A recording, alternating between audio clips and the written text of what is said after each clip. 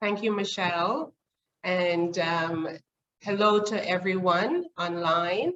And a pleasure to have this opportunity. And thank you, Michelle, for giving me the opportunity to share my experience with women out there that are on the charge and making a difference in your big and small ways. So as Michelle mentioned, Anne-Marie Hosang, I too am Jamaican born and lived many years in many countries. I'm on my 7th country, and a life of leadership and management in the pharmaceutical industry. So my background is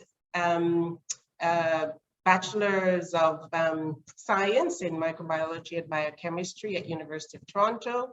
And then I did an MBA later on after I had my kids and was working and hustling as we all do. And started my career very early on in science and in laboratory setting. Very quickly, I think in all my jobs within 6 months, I was in a leadership position. And why did that happen? That happened because I was never restricted by my role. I was never there and pushing and looking towards the next position.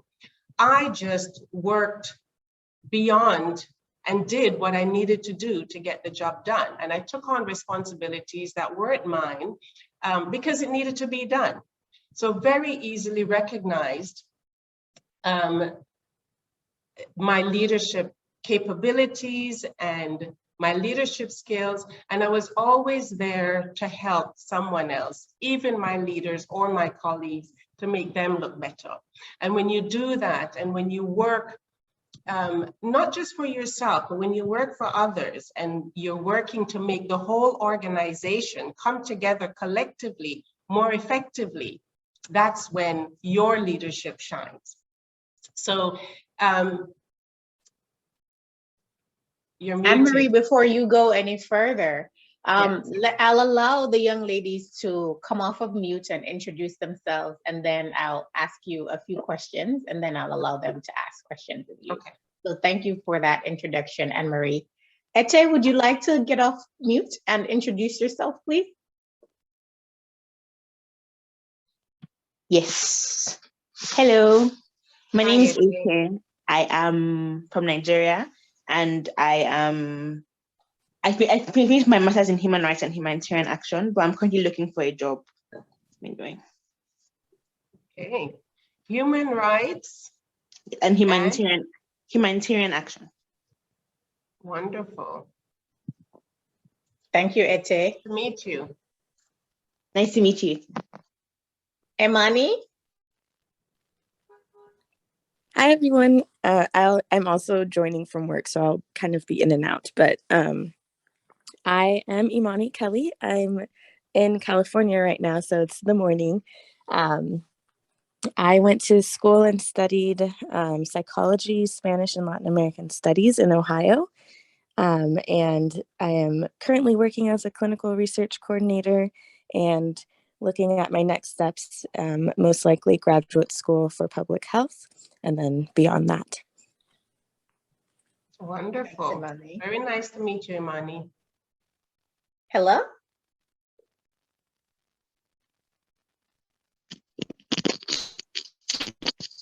Yes, hi everyone. Good evening. So my name is Hela Guzia. I'm dialing in from Nigeria, and I have a bachelor's degree in human physiology. I'm currently working under a project office as an assistant, as a project assistant. So yes, I'm looking into going deeper into the healthcare development areas. Perfect. Thank you, Hela. Nice to meet you, Hela. And Queen, how about you just go ahead and introduce yourself as well? Oh, okay, my name is Queen. I'm the program coordinator for Evolve Mentorship Program. Yeah, I studied biochemistry. And I think you mentioned it and married. I studied biochemistry also, so I'm looking forward to learning. Yeah. Thank you, Queen. Nice to meet you, Queen. So Anne-Marie, you mentioned that within 6 months, you were in a leadership position. So how do you define leadership? Is it something that someone has to give you the role of doing, or is it something that you can create a path for? And what is required for us all to practice being a leader? Perfect. Very, very nice question. There's leadership with authority, where you have a label that's supervisor or manager. Your position is a leadership position. And there's leadership without the authority. And this is where you are respected by your peers or others within the organization because you step up and because you are a leader. And this is where I encourage everyone to step up, step in, put your hand up, do what needs to be done so that others can recognize that leadership ability, but that your potential can also be fulfilled. It doesn't have to be given to you by someone else. Yeah. And the only way that you can show what you are about and what your potential is really to step in and do that. And sometimes in our organization, if the organization doesn't have the right environment and will not put you in that position, you step up and you do it anyway, because it's your opportunity to learn and grow and take every opportunity that you can to exercise your skills and your leadership skills, and really to become who you are and to grow into your potential. So yeah, leadership is not always what is given to you. And some people have the authority, but they're only managers. They manage numbers, they manage books, they're not leading people, they're not sharing their skills, they're not coaching anyone, they're not bringing anyone with them. That's what it is to be a leader, to bring and to help people to grow around you. And so I'm not talking about management, I'm talking about leadership here. And it's not always leadership by authority or by power. With that, I have a question for the ladies on the call. What are some opportunities that you have to step up and model leadership that you have now where you are opportunities where you see you could step up and model leadership? Would anyone like to offer an example that they might have now within their place of employment where they could step up and model leadership, even though they don't have a position of authority?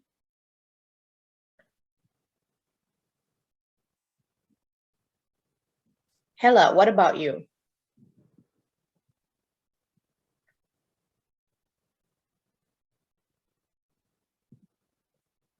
Hella? You're muted.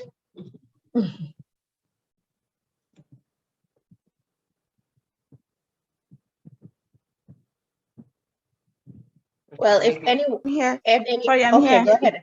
Go Yes, ahead, Hella. yes, we need to unmute. Okay, so the most available leadership position for me, or opportunity to act as a leader, is in the office, because so far I am like the oldest. I am the oldest assistant in the office, and of course they bring in new people, they bring in new volunteers, but they don't quite really know what's going on till after a month or two. So whatever it is they need to learn, they definitely have to come to me for that, or anybody else, of course, the other staff. But I am the most available. So I just teach them what they need to know and delegate. So I think I'm putting myself in a leadership position if I have to guide other people to do certain things or to learn what the job is.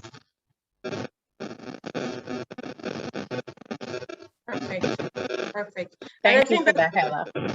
That's a really good example, whether you're asked or not, to see that it needs to be done and to jump in and do that.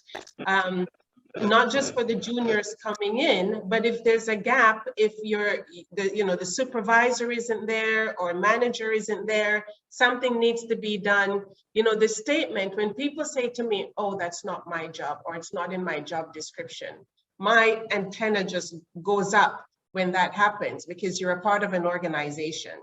And so I think it's nice what you're doing, Hella, going out there and sharing your experience and helping the others to come along.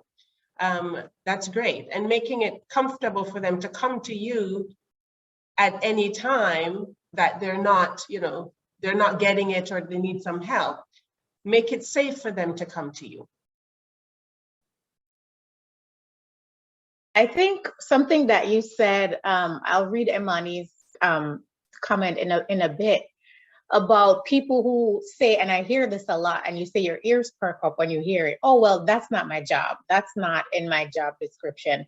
As someone who has held leadership positions and have the ability to make decisions about who gets promoted to certain positions and who doesn't, I assume that that type of behavior is something that perks up your antenna, because it tells you something about that person and how they would be if they were to be given a leadership role. So what are some of the mistakes that you see people make in the office that keeps them from getting certain opportunities? Because people complain that I've been here longer than Sally, who just came 6 months ago, and she's being given these opportunities. But how do they then evaluate themselves, their performance and their behavior, and try to figure out what might have gone into the decision why someone else was given an opportunity over them? Yeah. Very nice question. Let me go back to the it's not my job point for a second and share the way I look at it.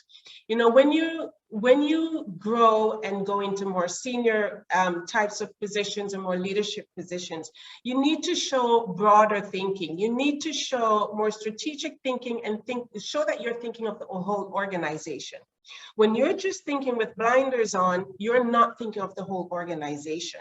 And your role touches so many other departments as well as theirs that touch yours. So if you're willing to just work in your lane, when there's so many other things going on around you, you're not facilitating the success of the organization. Yes, you're doing your part and others need to do theirs as well. But if they're not doing theirs, yours isn't going to be as effective as it could be. So it's part of a collective. So I'm looking for people who are thinking bigger, who are seeing how they can impact the overall organization and how they can support that. Yeah. So, the other thing that I see is this unwillingness to partner and to share. Oh, this is my idea. I'm so afraid of somebody else stealing my idea that I'm going to keep it to myself. Well, sorry, it's not going to benefit you if it doesn't benefit the organization. And I always tell everyone within my organization, their success is our success. And I can't, as LVH, my company now, we cannot be successful if each individual is not successful. And so it's again, that collective thinking. It doesn't mean I don't hold each individual accountable to their responsibility.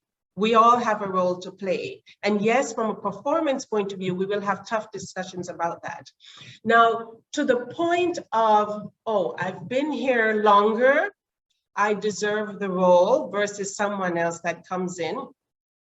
I'm telling you, there are times when I've moved into a new position and I'm maybe the youngest or the newest. I've been in that position a few times, and in no time, I am managing the people that have been there. Why? Because they're so focused on the next step that they're not doing their jobs. they're not doing their role as effectively as they could be, and they're not thinking bigger and beyond. So I listen to questions that I operate with a very open door. Yeah, so not everyone operates the way I do, but I listen to the questions that employees or anyone in the organization asks me. And what's behind that question? Are they thinking bigger? Are they seeing what they can do? Are they really trying to understand how their role fits into the overall organization? That tells me here is someone who can connect, or who's connecting other dots. Here is someone that's thinking a little bit more strategically. And those are some things that you're looking for someone who can potentially take on additional responsibility. The other thing is, every time you get additional responsibility, I'm not saying that we sit back as women and just accept it, but sometimes we take it on. It's not about the money, it's about the opportunity and the potential to learn and grow. And then if you're not getting the position where you are, then you take it elsewhere. So is it just about my job description? Is it just about what I was hired to do? Or is it about realizing my fullest potential by taking every opportunity here? And one of the things that's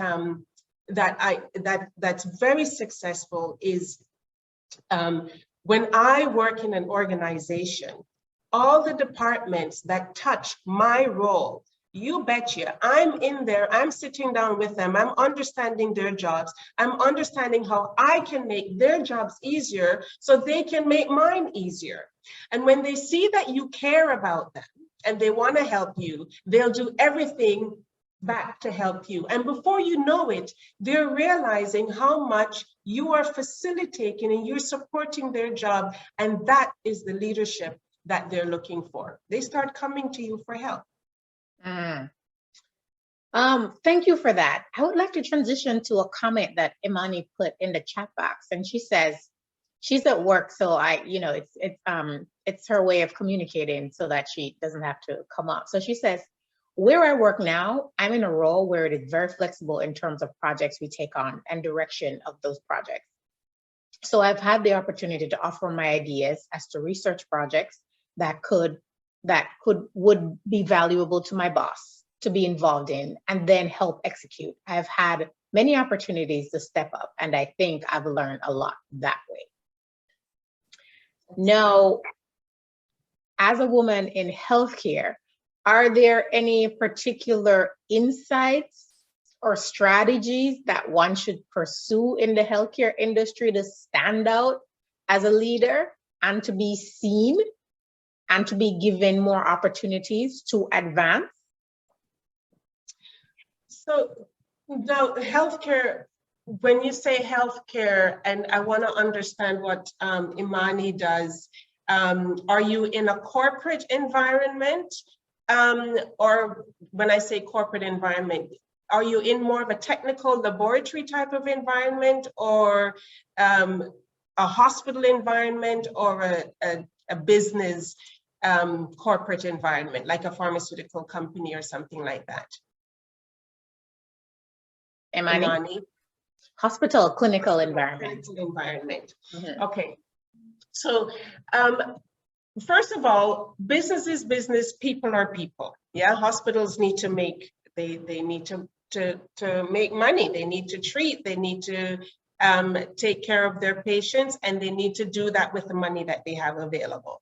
So in terms of management, you know, they're looking for very similar things. So I think some of what you're doing in terms of putting your hands up, sharing suggestions, but you really need to understand and show that you understand. And I think this is, it's any organization, understand what the management challenges are from a resources management point of view.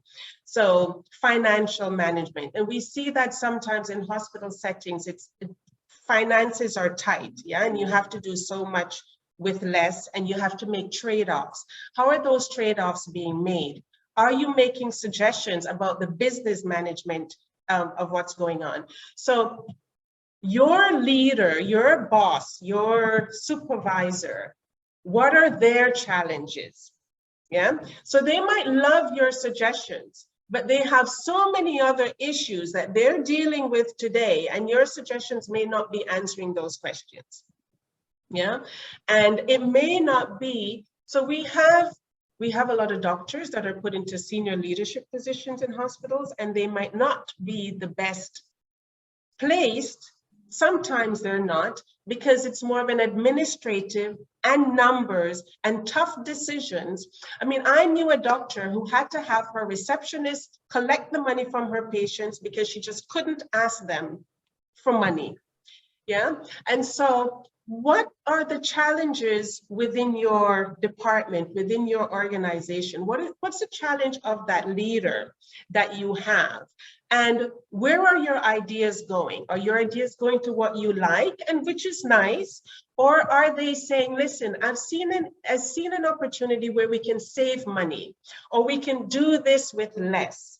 Or, you know, it may be different. Are you showing your ability to think broader, not just about maybe a technical area, but also a business area, a financial area, or something else that's around management within the hospital or any other organization? So let's not hold ourselves back to just our department and our area, or the role that you have, but think broader. If you were running that department, what are some opportunities that you see? We're not asking you to do your boss's job, but think bigger. What are some opportunities that you see that you could share that might be a really good idea? Because sometimes you see a lot more detail and you hear a lot more detail than the guys in leadership positions. Yeah. I So don't to the know, does extent that that you help? can make your boss's life easier, then Exactly. that makes things a little. Imani, was that helpful? Do you have any follow-up questions or comments? Please feel free to type it in the chat. Does anyone else have a question for Anne-Marie before I go on to my next question? Can I just add to that particular point? Helping when you see some of that bigger picture or see some of those challenges, and help your colleagues understand that you're doing the boss, you're doing the organization a big favor, and it's recognized. And this advice is transferable to just about any industry and setting, so not necessarily just related to healthcare, because any Exactly. boss who has a tough job is looking for employees who can help to lighten the load and to come with ideas and suggestions that will make things easier. And so don't just make yourself an employee, a taskmaster or a worker bee. Show that you're a queen bee, someone who can, you know, manage and think more broadly, like you have a greater view. It's not just this one thing that I'm looking at, but understanding your boss as, let's say, a customer that you're trying to sell something to, like what's his or her pain point? And That's how right. does your suggestion make things easier for them or relieve that pain point? And in corporate and any type of administrative setting, people are always looking to figure out ways to do more with less, Yes. especially in settings where budgets are tight. So any suggestions around that are very useful and will get you noticed, or anything that improves process improvements that save time or money. Yeah. And, you know, one of the things that I see quite a bit, you know, I look for leaders amongst my team. And I look for those leaders who influence others in a positive way. So when there's bickering, is there someone that's also bickering, or is there someone that's saying, guys, let's put this in. Let's not think negatively. Let's think positively. And here's what we can do about that. So are you joining that, or are you going to do something about it? And I look for those people and I work with them because they have a lot of influence within the organization. It's not the manager that's always going to fix your organization. Sometimes it's people on the ground. Are you going to join the masses? Are you going to step out and say, guys, this is nonsense that we're talking, or we don't like it, let's do something about it, but let's do it in a positive way and not in a way that's going to put us all in a negative light. Yeah, and sometimes there are people at a lateral level to you who might have more influence on their peers than even their supervisors do. That's right. That's Yeah. right. So Imani said, absolutely, thank you. I think I have seen a good amount of that, especially from the financial and operational end. Perfect. Yeah. No, so I think this advice is good and it spans various industries. It's just good advice for how to navigate any sort of That's right. work environment, whether it's corporate or clinical or something else. Yeah. Make yourself be seen, raise your hand, offer suggestions, and understand how the suggestions that you're offering helps to make things easier for the person that you're offering those suggestions to. Right. Any other question before we move on? Queen, how about you?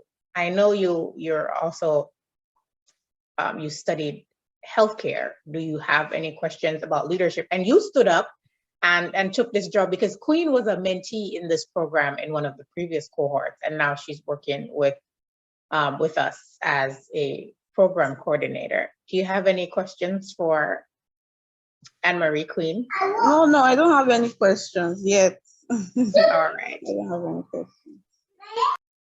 Now, so being an employee is one thing when you're thinking about leadership, and you sort of touched on it a little bit, and how to become visible and how to navigate. And then when you become a boss, now you're starting to look at who on my team has the quality that I'm looking for.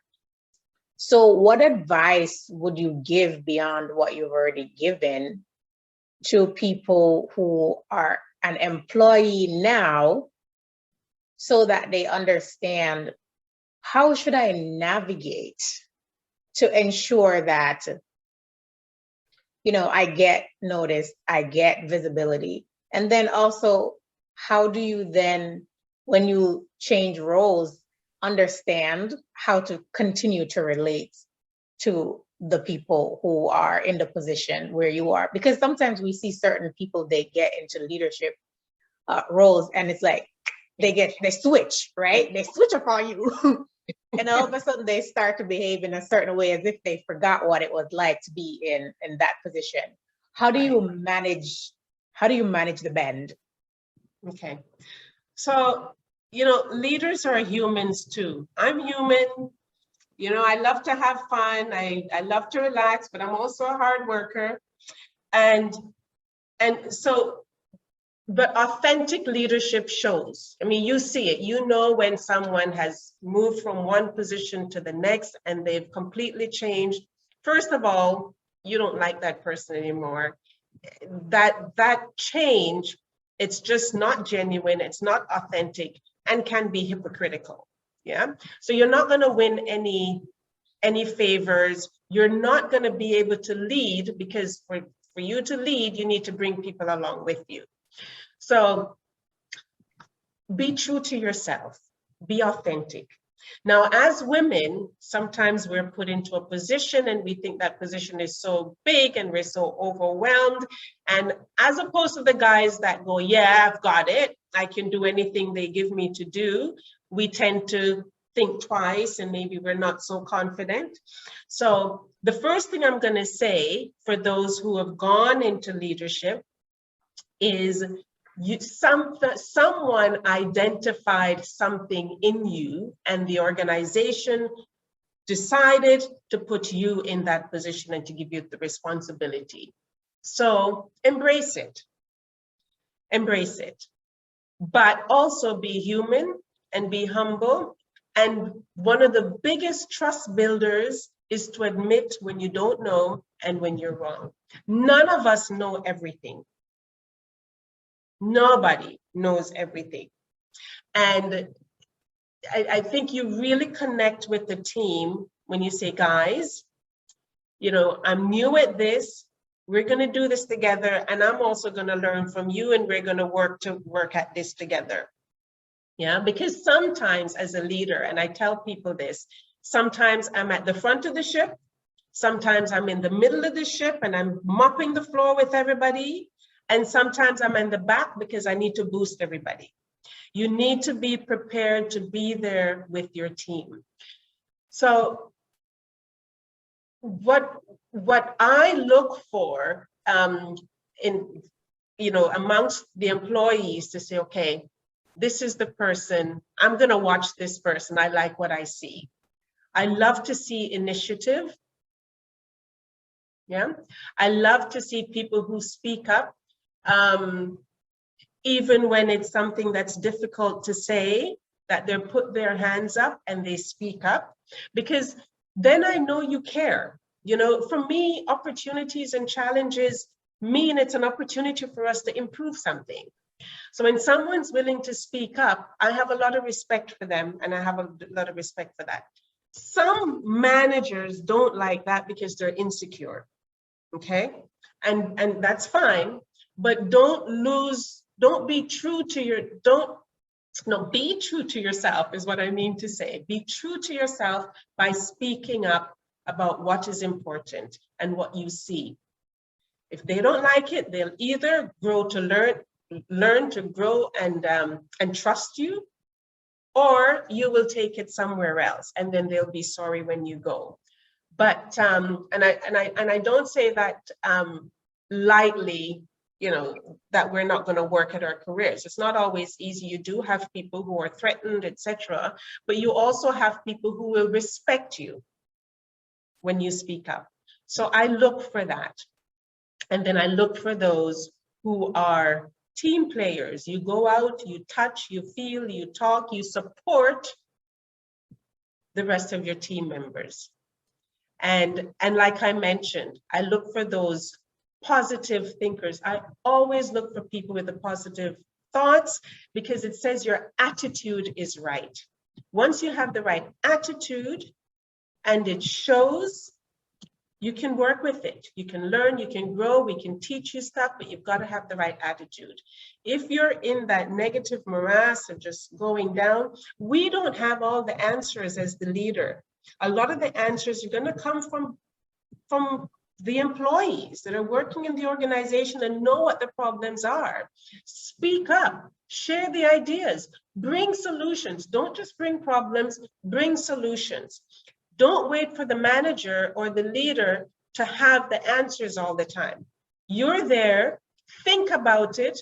I have someone here that says, listen, I found these issues, but I've already researched. Here are some options. I'm like, yes, wow, that's what I want to see. So when you come to your supervisor, your boss, whoever is above you in the chain of command, and you notice a problem, research some solutions before you go. Don't just go and present them with the problem, because they often don't even know what the solution is. They need your help to try and solve it. So never go to your boss. Mm-hmm. You're closer to the problem sometimes than the boss is, and you're able to talk to others. You're seeing, really think about it. And maybe together you can get to a better solution. I want to see that thought process. I want to see how you're connecting those dots. And I want to see how you're thinking positively. You're saying, listen, this we've seen, here is how we can improve it. Yeah, they may not take your full idea, but they may take some of it. And even if they don't take the idea, they appreciate that you're thinking of it. Yeah. Now, you sort of mentioned, so many women suffer from imposter syndrome, myself included. How do we not talk ourselves out of opportunities when they are presented to us? Because sometimes we get opportunities and we're so afraid to fail, to be seen, to be visible. Like, okay, what does this mean now? What if I get there and I don't know why they thought I could do this? And, all these thoughts start to run through your head. How do you manage those thoughts and feel comfortable stepping into the role and feeling confident that they're asking you to do this because they see something in you and the ability that you have to get this thing done. Yeah. So let me give you just a little anecdote before I respond. I was just working on a project with an old colleague, an old friend of mine, and he started his own company, and he has this project he brought me in on to help him. It's a consulting project he brought me on to help. And, you know, we were talking about our working styles and how we're going to work together, etc. And he said to me, he says, Anne-Marie, you've run a pharmaceutical company. This is a guy who's a doctor, but he's been in business for a long time. So he hasn't been in heavy duty in pharmaceutical as I have. He says, you're the only one who's run a pharmaceutical company amongst us. As he says, if you hear me talking nonsense, just correct me, okay? And I said, but Ian, you're so knowledgeable, you're so confident, and he says, Anne-Marie, I'm the biggest imposter out there. And I laughed, and I heard it from two men that I have a lot of respect for in a matter of a couple of weeks, because I'm going to use the word BS, they are able to just go out there and talk what they think makes sense, but they present it in a way with so much confidence and bravado. So much confidence that you don't doubt it. Now, women are women. I'm not saying that we need to go out there and be false, but we need to get up and breathe and tell ourselves that the company, my managers, the organization put me in this position for my brain and for what I've done previously. I'm going to bring my experience. And you know, it's a self-talk. Before you go into that meeting, you breathe, you say, I'm prepared, because you're going to do your homework before, and you go in there and you do your best and you be authentic. And it gets better with time. You build your confidence. When you're a new leader, it's gonna happen. You're gonna be nervous. Your first meeting, everyone's looking at you. Maybe you were a colleague last week and now you're at the top of the chair. You plan your meeting. You make sure you're prepared. You come with some really good questions that you can ask during the meeting, and you bring yourself to the table. And you do the best that you can. Be genuine, be true to you. Don't try to be something that you're not. And if you don't know, don't BS, say you don't know. If you don't know, say you don't know. Don't just start spouting a bunch of nonsense that somebody can call you out on later. Like, they'll call you out. That really didn't track all the way around. You could have just. You know what? You're gonna leave the meeting and you're gonna kick yourself because you won't feel good about what you did and the role that you play. And you'll surprise yourself how well you did because you were prepared and you listened to people, you asked the right questions, because sometimes it's not about having all the solutions. Sometimes it's asking the right questions that bring, because as a general manager, solution, yeah. Exactly. When I was a CEO within Africa, I had a sub-Sahara director. I couldn't know everything about Nigeria and Ghana and all the countries as he did. I had a financial director. I am not a CFO by any means. I have a regulatory manager. I do not know all the technicalities. I know enough to ask the right questions. So you do your research, you're curious, you understand, or you talk to people in different departments and say, sometimes you go to someone more senior in a particular department that maybe you're not as comfortable with, and you say, what should I know, or what should I be asking you? So that when you're in the meeting and you're listening to whatever they're sharing, etc., sometimes it's just you asking the right questions and they start to do the talking and the sharing, and you are starting to connect the dots. And in having that conversation, it's a dialogue. Yeah, decisions are able to be made based on the facts that are on the table. But make sure they're good facts, make sure you've done some homework, and all the solutions don't have to come from you. Hold them accountable. Ask them, what is their solution? If you've got leaders in different departments, what is your recommendation? If it makes sense to everybody, if it makes sense to you, okay. If it doesn't, let me think about that a little bit. And if you're not comfortable, think about it. Go talk to your boss to say, listen, this came up, I'm comfortable with this, but this part I'm not so sure about. Help me. Asking for help is not a sign of weakness. Please, people, it's not a sign of weakness, and it's not a sign that you cannot do your job or you don't know. When you're a new leader, you too need coaching. Managers, leaders need to be coached. They have mentors as well. It goes on. So don't be afraid to go back to your leader or someone else or someone you respect to say, this happened. I want to make the decision. I'm a little bit nervous. Help me think it through. Nothing wrong with that. Nothing wrong We with do that. not expect, when I promote someone to management, I do not expect them to go from day 1 to day 2 and have all the answers. I know that I need to be there to help and to guide them. So don't think that you're going to be expected to have a magic wand the next day. No, absolutely. Ladies, are there any questions before we move on? This is an opportunity for you to ask questions of Anne-Marie, not just for the two of us to, to chat.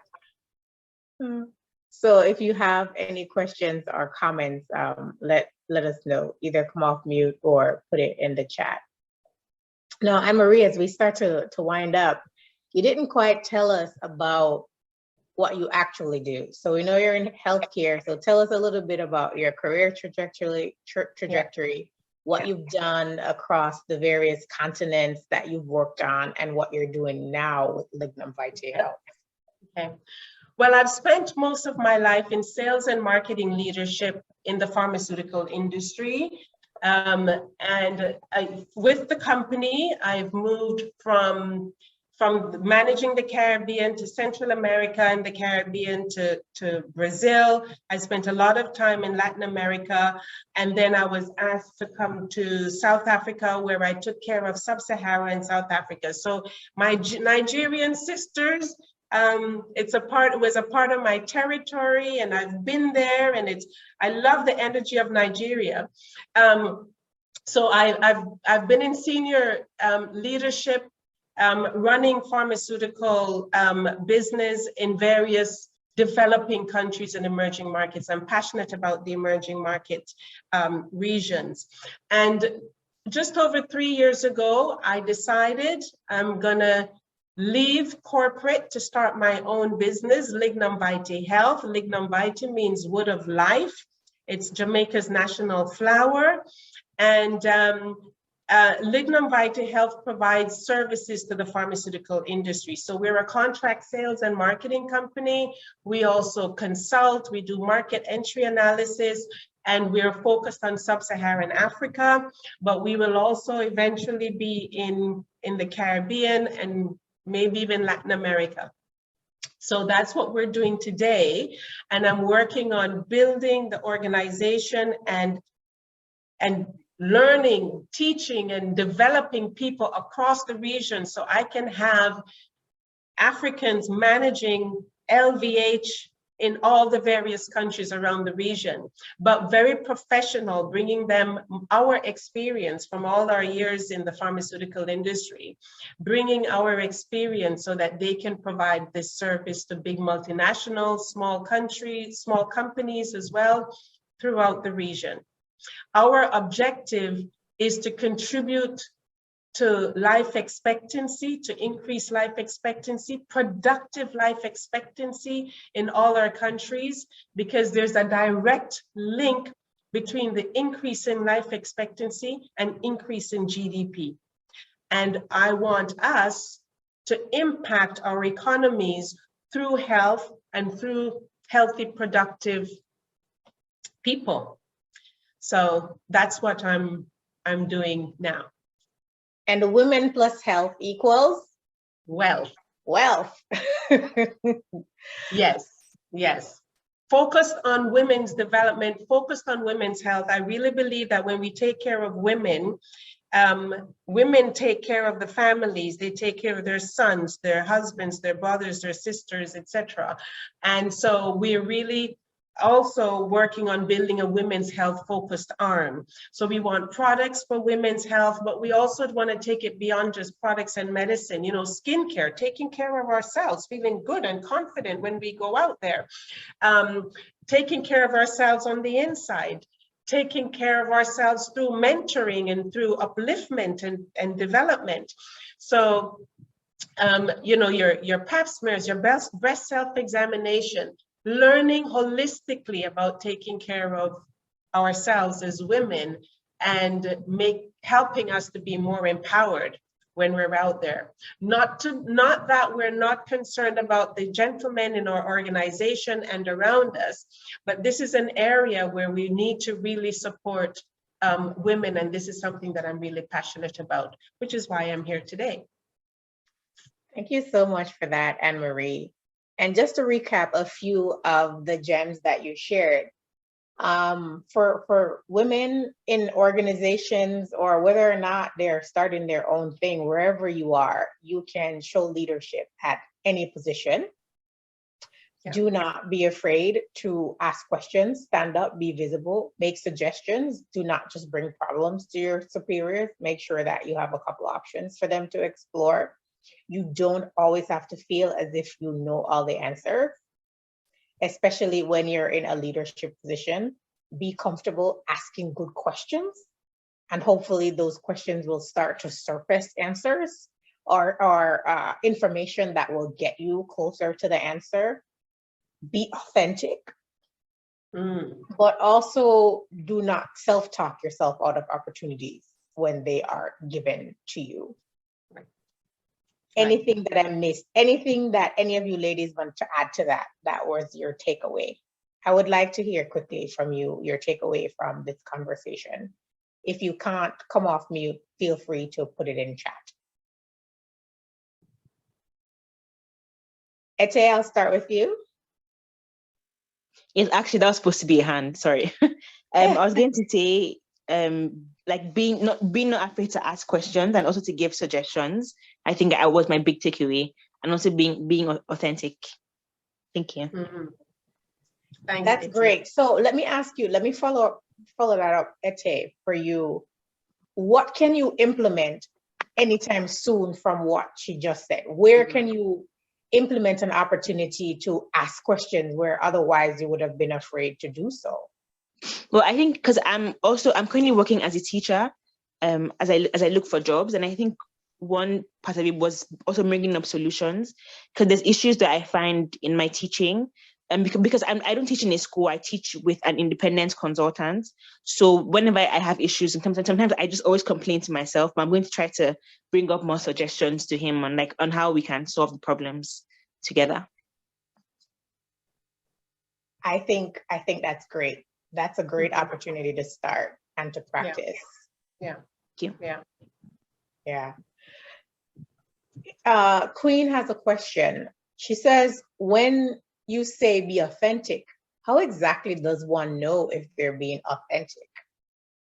And what happens if your authenticity is not appreciated? So, you know, there are many companies. That part is my addition about if it's not. I hear you. And thanks for the question. You know, there are many companies that, you know, they have a mission and vision on their walls, but you don't feel it in the organization. You know, people don't, you ask people, they don't know what it is. They have to go and look it up and read it.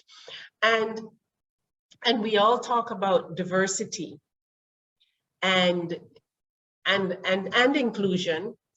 And I say diversity is inviting people to the party. Inclusion is inviting them to dance. And so first of all, the authenticity is, you can tell, you can very often see when someone's not being authentic. You're going to see it eventually.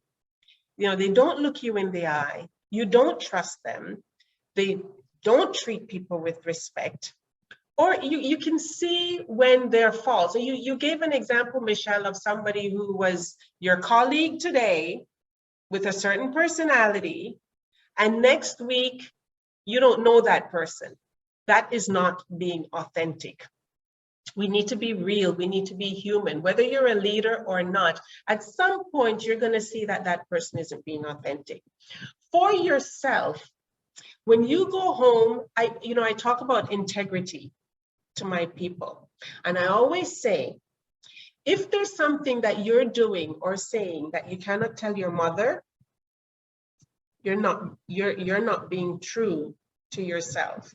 And it's not integrity, because it's our mothers that really don't care, because they will tell you when you're not doing what you should be doing. Do you leave at the end of the day and say, yes, I'm happy with what I did today. I told the truth. I'm happy with who I was today.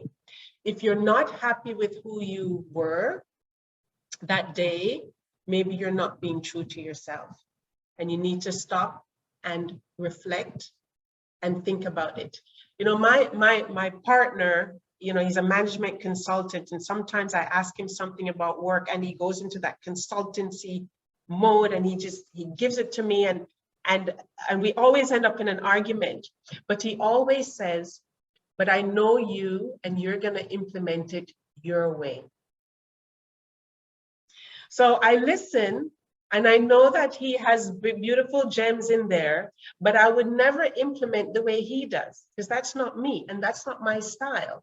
I think about it, I take the learning, but when I implement, when I'm ready to do, and I will do it when I'm ready, and when I'm ready to implement it, I do it my way, because this is Anne-Marie and this is who I am. I don't want to do something, and at the end of the night, you know, they say an ethical, someone who has integrity sleeps on a soft pillow.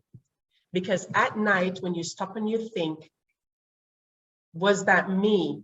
And you really don't feel good when you're not being true to yourself. So eventually, you know, and you need to stop and say, okay, how am I going to do that better tomorrow? And how am I going to be true to myself? And that's being authentic. Yeah. And you can take feedback from people, and it doesn't mean you're going to use all of it or you're going to implement it in the way that it was suggested to you. Because sometimes you just need to marinate on it and put your own spin on it, or decide that okay, of all of that, this one little piece is something that I can do something with, you know, that is in alignment with who I am and that I feel comfortable doing. And it's okay. And I know sometimes some people don't like it when they give you advice and you don't take it. No, I probably didn't take it wholesale. It doesn't mean that it didn't go into my decision making.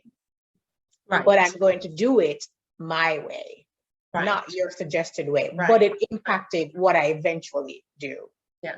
Yeah, we're all developing. I'm still developing. You know, I hear something, I want to maybe present something a little bit better the next time, etc. That's fine. We're all developing.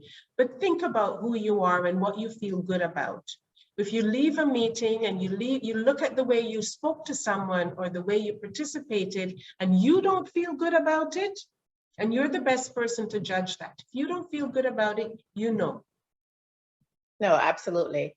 So Hella is my mentee, and we have conversations sometimes about things that transgress throughout her day that she might not be comfortable with, and ways in which she manages it, and also managing her own emotional intelligence, right? Yes. How not to be baited or pulled in, or if something didn't go well, how do you then bounce back and recover from that? Do you have a conversation? You know, how do you deal with it? And then what guidelines do you put in place next time so that particular thing won't happen again? Hella, I don't know, would you like to summarize your takeaways from this session before we conclude? Yes. Yeah, so my major takeaway is, oh, sorry. So my major takeaway is the part where she said, we shouldn't say this is out of our job description, because I actually hear that a lot in the office from some of the colleagues. When you ask them to even assist, even if you're asking for assistance, some of them just come out and say it's not part of my JD. And it's more like you want more acknowledgement for doing something. And at some point, I also had that in mind, because when they come back to me and ask for help, I will just be like, but this is going an extra mile out of my scope. So why should I do it when you don't want to do it the same for me? So I think that's my major takeaway, that it's not right, and I am just hindering myself from proper development or taking advantage of what I have, available. Yeah. And I'm not talking about, thanks for that, Hella, for sharing. I'm not talking about allowing yourself to be abused. Yeah. But there's so many gems and opportunities for us to learn. Take it, absorb it, Yeah. And it's recognizing the difference between the two. Yeah. When you're always the giver and no one is ever giving back to you, versus when there's a genuine opportunity for you to jump in and sort of be the hero and save the day when everybody else is like, not my water. Like, okay, I'm gonna get in there and I'm gonna row this boat.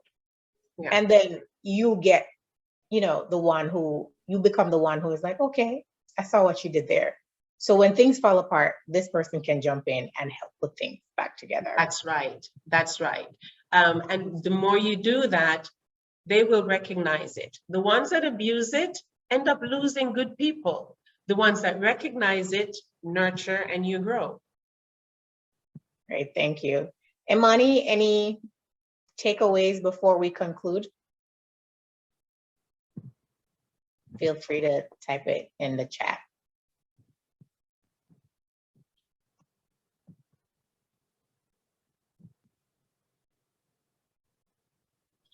But Anne-Marie, I'd like to just say thank you so much for giving us this time and for having this conversation on leadership.